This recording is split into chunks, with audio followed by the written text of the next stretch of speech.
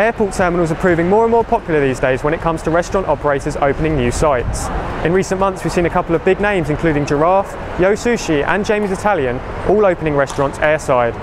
Here at Heathrow, a £1 billion redevelopment project of Terminal 2 has seen a growing number of restaurant operators bidding for sites ahead of its reopening in 2014, while Terminal 3 has seen a whole host of new additions to its food and beverage portfolio. BigHospitality has come here today to find out why airports are changing their food and beverage offerings and to speak to restaurant operators already here to find out just what it's like running a restaurant in an airport. Until recently, food and beverage offers at UK airports have been notable for their lack of quality and scarcity of branded national operators. But things are starting to change, and with up to 30,000 people departing from Heathrow's Terminal 3 each day, both established food concepts and emerging brands are increasingly recognising the potential of these high-footfall transport hubs. Dining at airports historically has always been seen as very much of a food court, cafeteria, self-service environment, and over the years it's developed to individual brands, whether they're high street brands, bespoke brands for the airport, and it's become very much mimicking the high street in certain ways, in the fact that people want that choice. It's a very emotive purchase, and people's sort of dwell time at airport, it's really important for them to have choice, to have value for money, and to be able to relate to the brands that we're offering, and they want to be served. You know, people have become a lot more discerning and they spend a lot more money on eating out. So actually the passengers are a lot more educated than they have been in the past because of what's happening on the high street.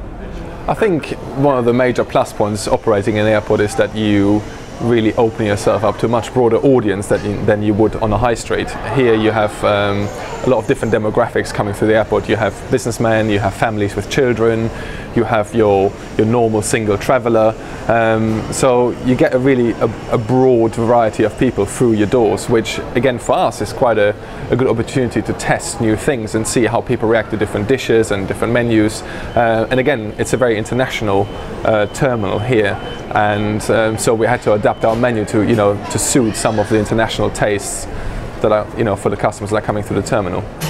It is different than running a restaurant high street. You open very early in the morning, like 6 o'clock in the morning for Royal, and you can be full from 6 o'clock in the morning for the breakfast trade. So it makes the whole operation a bit different, and you have to make sure you are ready for 6 o'clock, which you need the team to start around 5 o'clock to make sure everything is ready.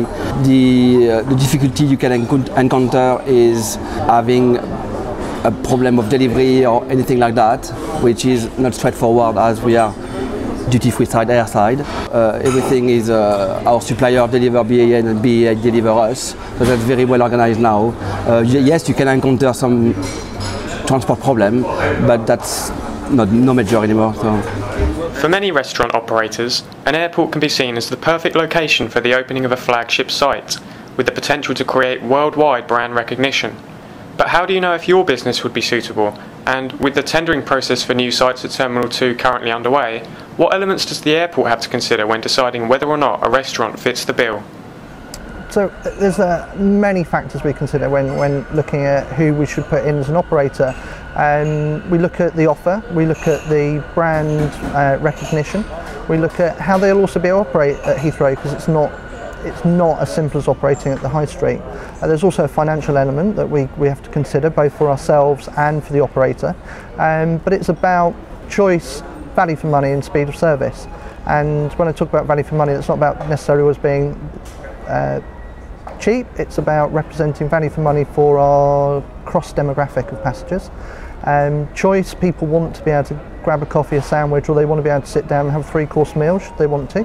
And speed, people here, they've got to catch their flight, so we have to make sure that we can deliver all of that in a speedy way, and that's not to compromise on service or quality or standards, but to give passengers the reassurance that they can eat, drink in a really lovely environment and still catch their flight.